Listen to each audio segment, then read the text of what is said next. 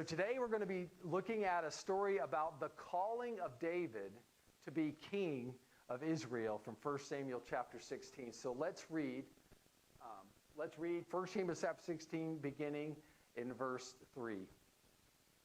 The Lord said to Samuel, "Fill your horn with oil and go, and I will send you to Jesse the Bethlehemite, for I have provided myself a king among his sons."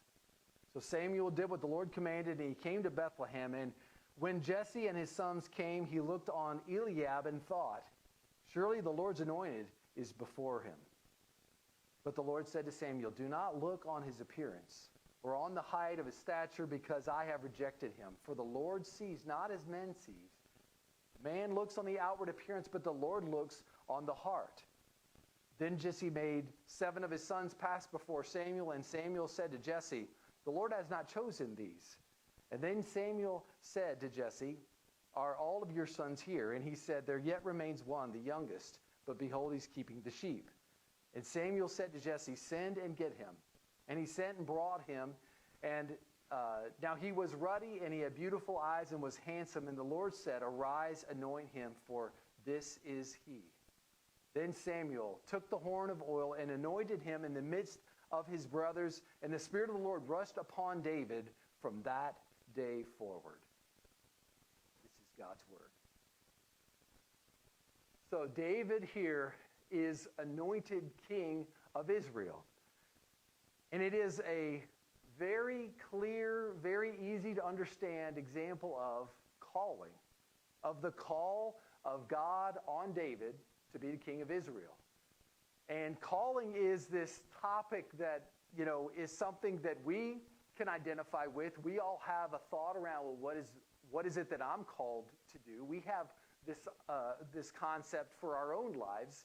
And this is a topic that's been heavy on my heart. We actually had our Do What You Love conference last week. It was so great to be able to talk more about kind of what does calling play out like in our professional lives. And so I'm excited to have some of the thoughts that I've been kind of learning and growing in during these last few weeks to be able to share with all of you today from this incredible story of God's calling of David. So then how do we understand calling? Well, Os Guinness, he breaks down calling in this way. I think it'll be helpful for what we're going to talk about today as a primary and secondary call. And so the primary call that he describes is we are called by God. So if there is a calling, then there must be a caller, somebody who calls us. And that one that is calling us is God. And so if you look at the story of David in 1 Samuel 16, the one that is calling him is God. If you think back to Adam and Eve, Genesis 1, the one that called them and said, "Be fruitful and multiply, fill the earth and subdue it," that was God. And the one that calls us, the one that puts a calling on our lives, is also this caller, which is God. So Os Guinness also describes the secondary calling, and he would talk about this as kind of a vocational calling. So, think about like a call to be a mother or a father, to call to a professional area like a teacher or, a coach or a lawyer or a doctor or a nurse or something like this. And so this vocational calling is also very much in view here for 1 Samuel 16, because when David receives his calling, not only does he receive a call that is from God, it's very much specifically from God, but it's also a calling to a specific vocation. He's called to be the king. He has this role to fill in his life, which is to do his part as the king of Israel. So what does this idea of calling look like for you? What is that in your life? Mark Driscoll is the former megachurch pastor at Mars Hill in Seattle, and he's been kind of in the news lately, or at least in the spotlight. He's the prime figure for this podcast, The Rise and Fall of Mars Hill. So it's gotten some popularity. So people have been talking about this this whole story around this pastor of this now defunct megachurch. But in the podcast, he actually shares what he had as what he believed to be this call from God for his life. And it was this. Marry Grace, which was his wife, being his wife, plant a church, train men, preach the Bible. And that's exactly what he would go on to do in planting Mars Hill Church and doing the work of ministry that he had. So even though we don't have kind of the flask of oil in Samuel the prophet showing up to anoint, there are still examples of kind of how God puts something that we kind of can consider and pray for and receive and think through, what is it that I'm called to do? Chris Kyle, decorated Navy SEAL his story was shown in the movie American Sniper. He relates a story when he was young from his dad. And his dad told him this story. It goes like this. There are 3 types of people in the world: sheeps, wolves, and sheepdogs. Some people prefer to believe that evil doesn't exist in the world, and if it ever darkened their door, they wouldn't know how to protect themselves. Those are sheep. Then you have predators who use violence to prey on the weak. They are the wolves. And then there are those blessed with the gift of aggression and an overpowering need to protect the flock, and these men are the rare breed who confront the wolf. They are the sheepdog. So Chris Kyle was called to be a sheepdog. He was answering this call that he could not resist. He had to answer this call to go to serve his country, to protect his country in this calling that he had, and he did so with honor. But even if, I'm sharing some examples to try to help you think a little bit about, well, what does calling look like for me? So even if, as you think about calling, you're still trying to kind of put the pieces together of, well, what is it that I'm called to do? What does my calling look like? I want you to, kind of go upstream. So a common method that you could use to kind of, what is it that I'm called to do, is you look at, well, how am I gifted? What kind of gifts has God put in my life? Because that's kind of a helpful indication of, well, what does that ultimately look like and play out in a vocational calling? So let's look at the gifting that's in David's life. So we're going to keep reading in 1 Samuel chapter 16 in verse 18. And what happens here, Saul, the story kind of changes after David gets anointed. And Saul is looking for a musician because he wants someone to kind of help. He's been tormented, and he's been looking for some relief. And so they're trying to find somebody to come and play musically. And so one of the people in the company there with Saul says, what about this young man, David? And here's how they describe David. Listen to this description of this man, David. Behold, I have seen a son of Jesse who is skillful in playing, a man of valor, a man of war, prudent in speech, a man of good presence, and the Lord is with him.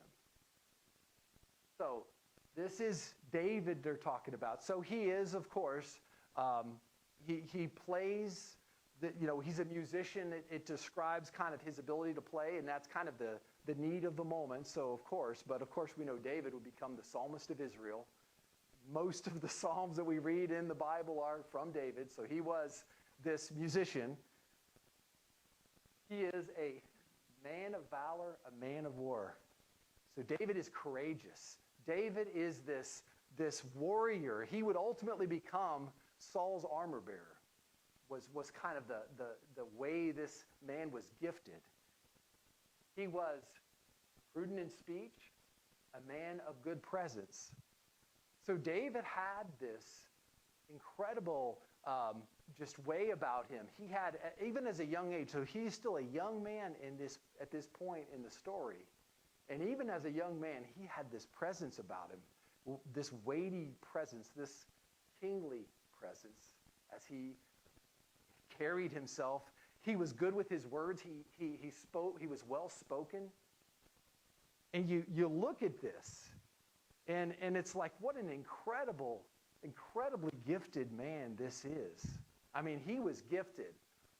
But look particularly at what an incredible set of gifts for the calling that God had for him to be king. I mean, it's like you designed him in a video game. I mean, he's got such incredible gifting to do the very thing that God was going to call him to do, which was to be the king.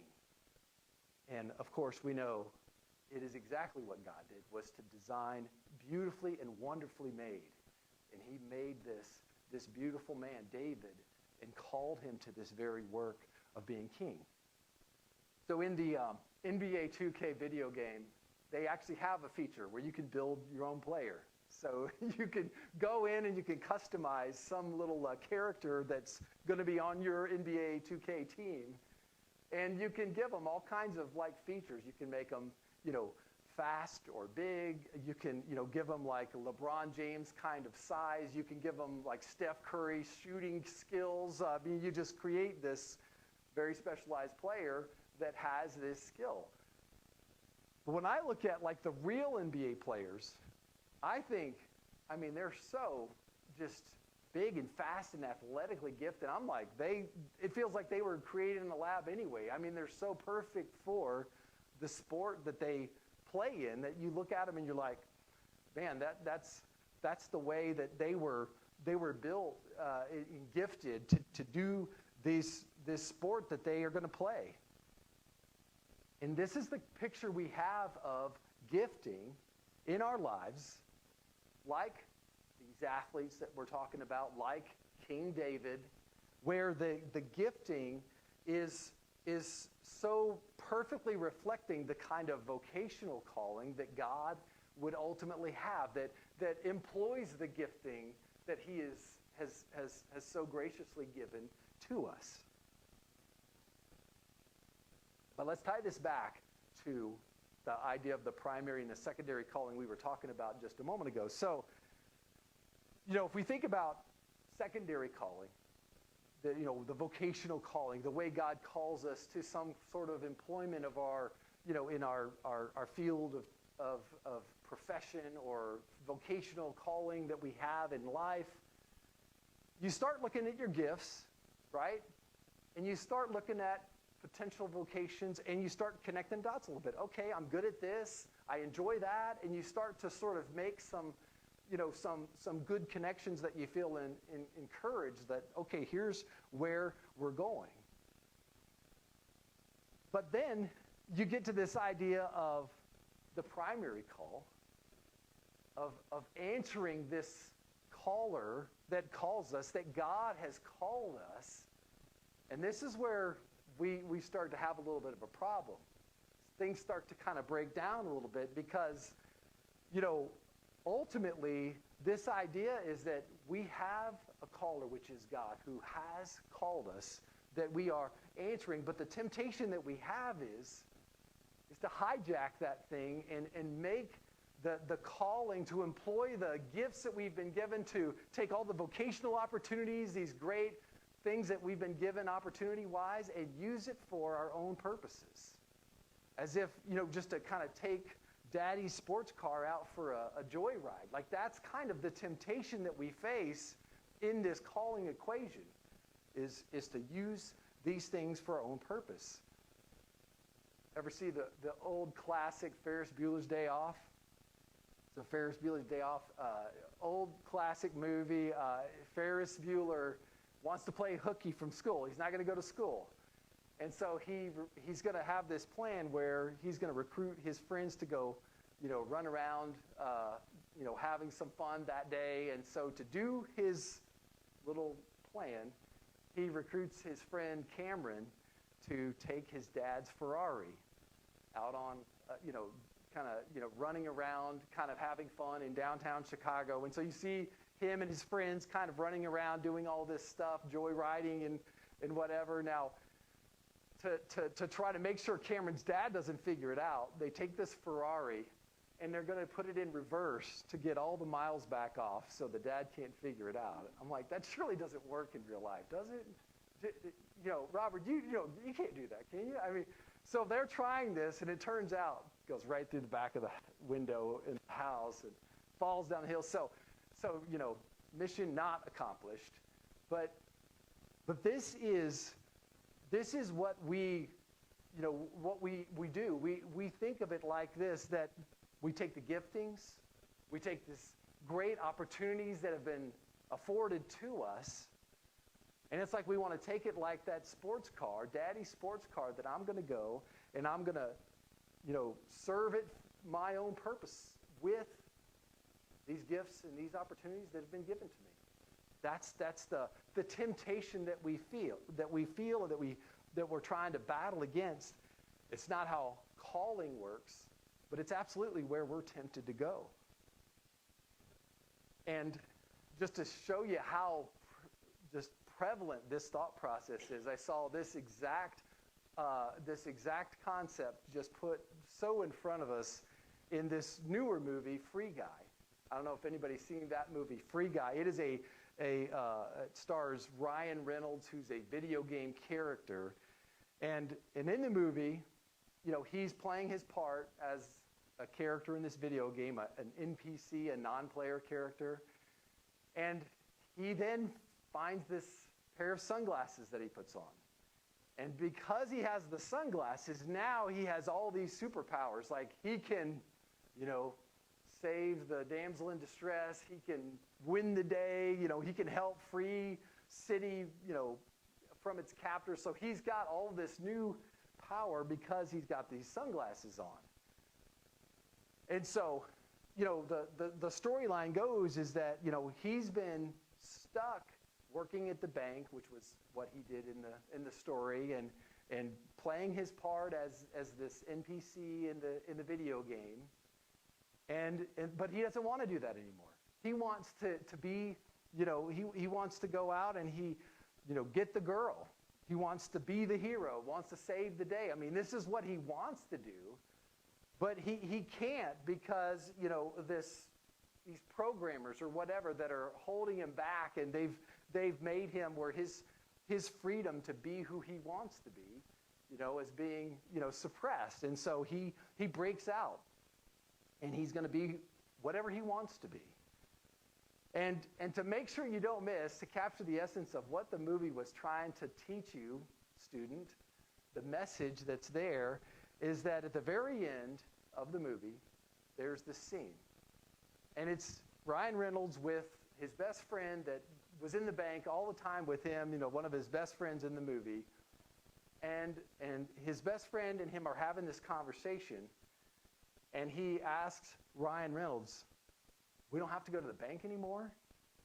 What do we do now?" And here is the answer that he gets back. Whatever we want.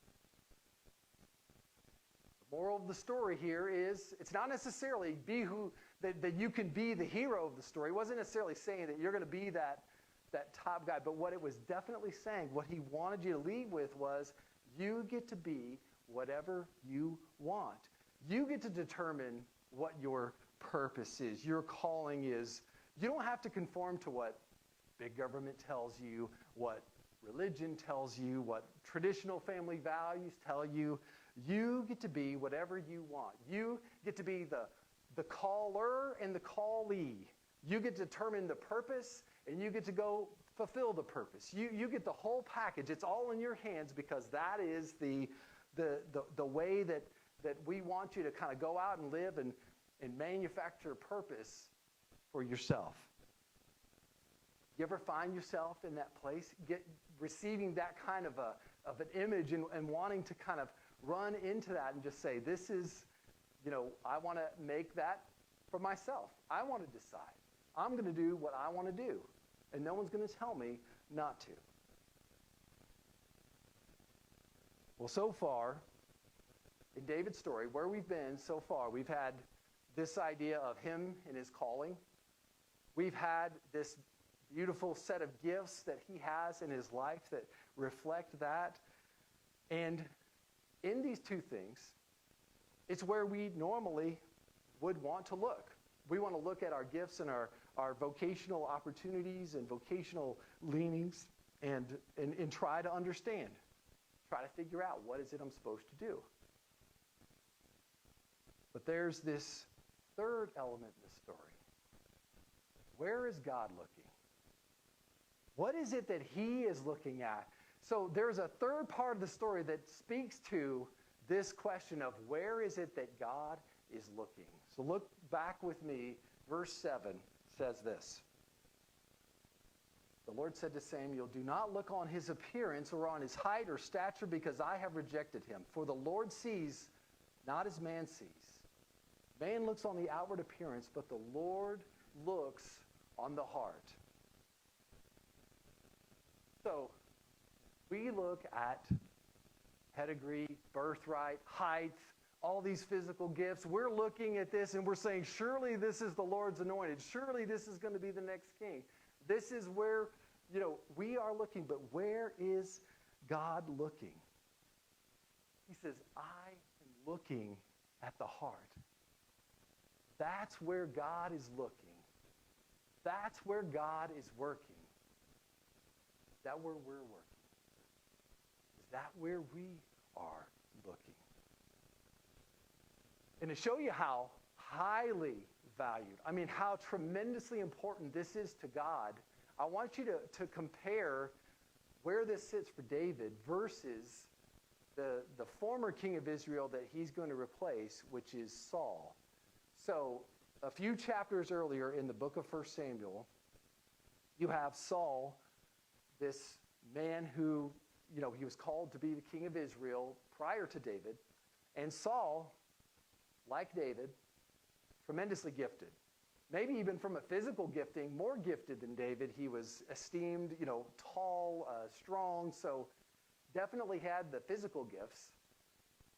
He had the calling. He got the full treatment. He even got the flask of oil and Samuel the prophet, and God is commissioning you to be king of Israel. So he got every bit of the treatment that David did. Saul got his shot. So why is he not still the king? Why did he lose this opportunity? Why is David replacing Saul as king? Well, a few chapters earlier, 1 Samuel 13, there is this gathering of the people of Israel. They're going to go to battle, and Saul's going to lead them. And for this battle, there's supposed to be the sacrifice to the Lord that was supposed to take place. And it was going to be at the 7-day mark that he was saying, we're going to do the sacrifice. But 7 days comes, and Samuel, the prophet, doesn't show up. And so Saul's a little nervous, like, what am I going to do? I feel like we're supposed to do the sacrifice. Samuel's not here. And so Saul performs the sacrifice himself. Not good. So listen to what happens. This is 1 Samuel 13, verse 11. Samuel said, "What have you done?" And Saul said, "When I saw the people were scattering from me, and that you did not come within the days appointed, I forced myself and offered the burnt offering."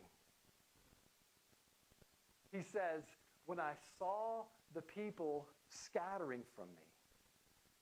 So he saw these people going away, and his response to this, the heart response that Saul had was, I want to make sure that I maintain this approval of the people, the attention of the people. I'm going to make sure I keep that. And I want that. My heart says I want that even more than I want to follow the voice of the Lord. That's what I want. That's where I'm going. He hijacked God's call to serve his own ends. There's more to calling than just finding the right profession, utilizing all of your gifts. There's more to calling than this. There is this God looking at our hearts. It is our heart's response in worship that's saying, this is what I'm doing is in a response to you from my heart. And this is where God is looking. And it's of such importance to God, you can see it in this story of Saul. It's so important to God that even if you have the first two, like Saul, even if you have the gifts and the vocational call, think about it. Even if you, like Saul, are in the exact right job, in the exact right employment of the exact gifts that you know you've got, but you miss this third thing, the heart, the first two don't matter. Doesn't even matter. Saul was rejected as king because he didn't get the third and most important piece, which was the heart. This is where God is looking. So can you relate to Saul? Got the gifts?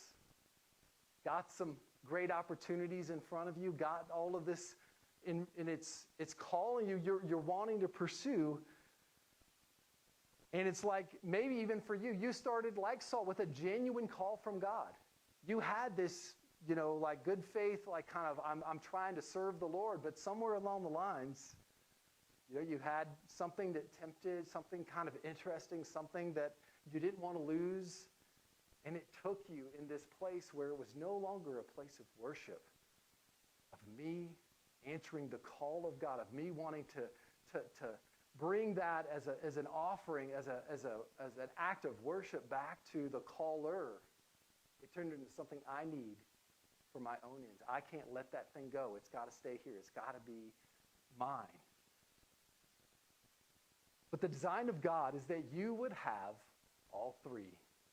That you would have the employment of your gifts, all this great gifting that God's given you. You would employ those gifts, and that you would have this great opportunity to go out and be in this vocational role that would be so fulfilling and such a reflection of the gifts and the interests and the passions that are in your life. And to do it, thirdly, from a heart that is for him, that is walking with him, that is enjoying his grace in that life that he's given you, walking with him in that sort of good, well done, good and faithful servant, enter into the joy of your master kind of a place, that the heart is engaged in worship. That's what God wants for us. He wants all three of these things for us. These three, gifting, calling, in our hearts. When I think about these three, my observation, both as a pastor as well as a business professional and just these years kind of working, we spend an awful lot more time on these first two than we do on the third. We spend all kinds of time dissecting, studying, how am I gifted, what vocations suit me best. We have all kinds of legwork and time spent over here trying to figure out, how am I gifted? How am I vocationally going to employ those gifts? We don't spend very much time here on the third one thinking about our heart. Maybe it's because we don't think it fits. Maybe it's sort of a whole nother topic that we can think about these, but I don't know I don't really know how to capture this one. I don't know how to digest that one in the context of my vocation or calling. Or maybe it's just that, I'm not comfortable there. It's just not part of my worldview. Like maybe you come up, and didn't have a faith that reflected wanting to worship God and have a heart for God. So you just really didn't have this as a consideration at all. But for whatever reason, we end up spending all kinds of time on these first two. We don't even think about number three, the heart. PCA pastor Kevin DeYoung kind of highlights this fact in his book, Just Do Something, which in the book he kind of unpacks this whole paralysis by analysis sensation that we get into. Basically, we think through this gifting and calling piece so much. What am I going to do? What's my job supposed to be? Who am I supposed to marry? All these questions that are so hard to decide. And what he says basically to them is, very simple, just do something. That's the title of the book, and that's ultimately the advice that he would give. But if you tie that back to, what we're talking about today, if you get the heart right, not quite, but it's almost like the other two don't matter. They're going to kind of find their place. If you get the heart right, man, all of a sudden, the other things start to make a whole lot more sense because of that place that your heart is. That's what we see in the story of Joseph. This man of God, great Genesis story talks about Joseph. So Joseph, think about his story. Worst possible vocational setup you could think of, right? He was thrown in prison. He's in the dungeon. But his heart response in that place was, I'm going to honor God. even here. I'm going to live the calling, because the calling is I want to love the Lord my God with all my heart, soul, mind, strength. I don't care where I'm at. I'm going to answer his call. That's the call. It's not about being in the king's palace, being the CFO of Egypt. That stuff will all come, but I am going to, from my heart, I am going to honor the Lord, the one who's called me. That's where he is. And that's a great picture of this idea of just having this heart that can trump the first two, can help us dramatically with these other two. But this is not only where God is looking, it's also where God is working. Now, I've been talking about trying to help you kind of see and connect for your life how God looks at the heart, how important the heart is. But I don't want you to think of it like God is just looking at the heart and like he's scrutinizing you and he's giving you this failing grade because your heart response isn't really that good. You know, should have done better. You should have thought better things. You should have worshiped more.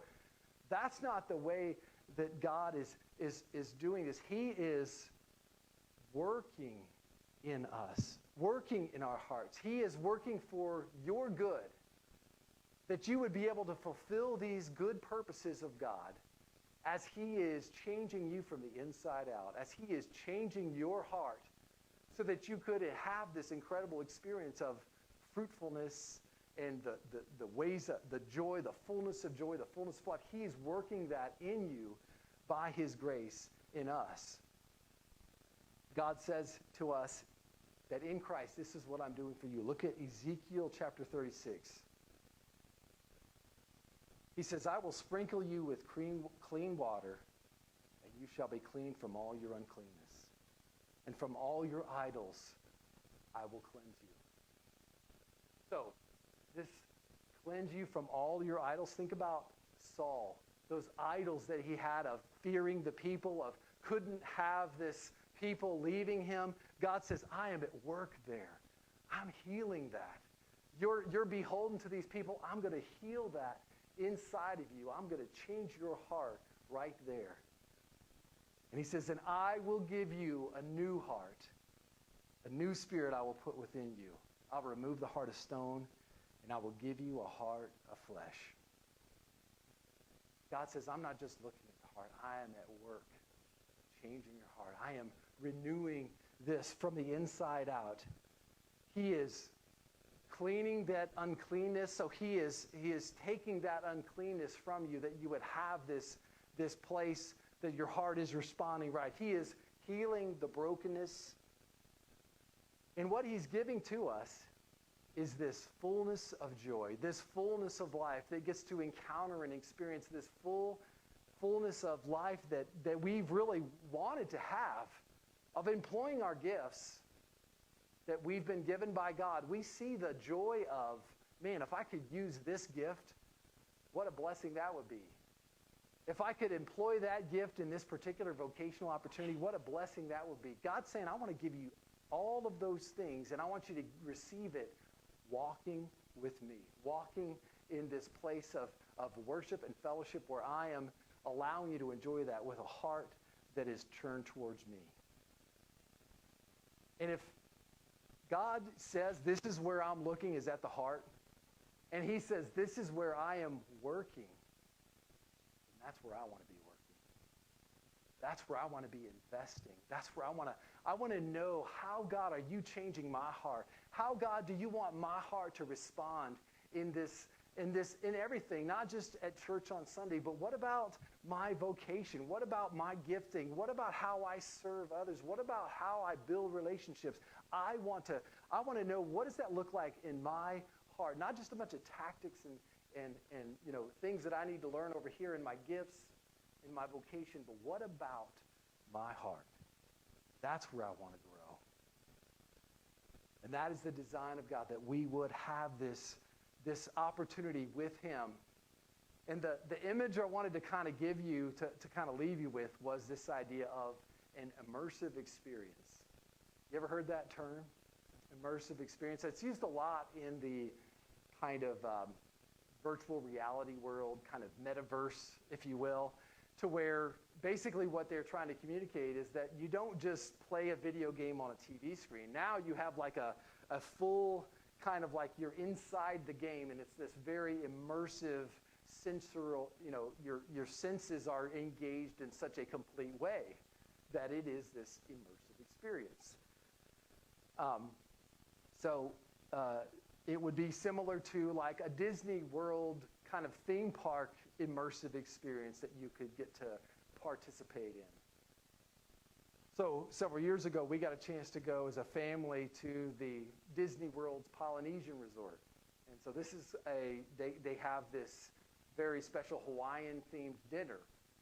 And so in this dinner, it's not just that, you go and you have dinner and it's Disney, so it's really good and nice and all that. It's like you have this immersive experience. You go and you have the cuisine, of course, is Polynesian themed, food that you get to eat. But then they also have, the restaurant, if you want to call it that. It's like you're on a Hawaiian beach. I mean, they've recreated what it would be like if you were in Hawaii and you're sitting out there on this waterfront, like at the beach. And they've got these, those Hawaiian-looking dudes with the little skirts and the flaming baton things, that they're spinning. So they've tried to transport you basically like you're inside of this, this Hawaiian experience. So that it's more than just dinner.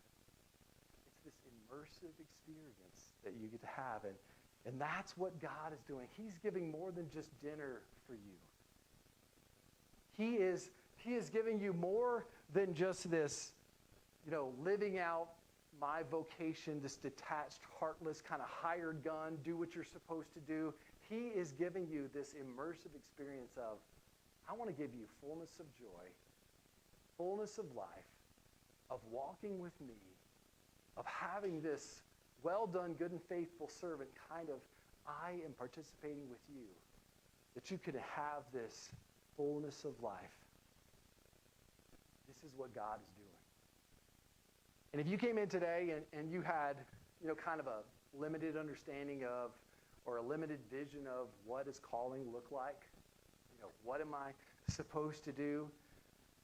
And it was all kind of just limited to give, here are my gifts and here's some vocational opportunities I feel like kind of fit me. I want you to see this, that there's this invitation from God, that it would be more than just these kind of duties that I have to perform, but in fact it is God giving you this invitation to come in with him, to have this fullness of life, fullness of joy kind of immersive experience that he wants to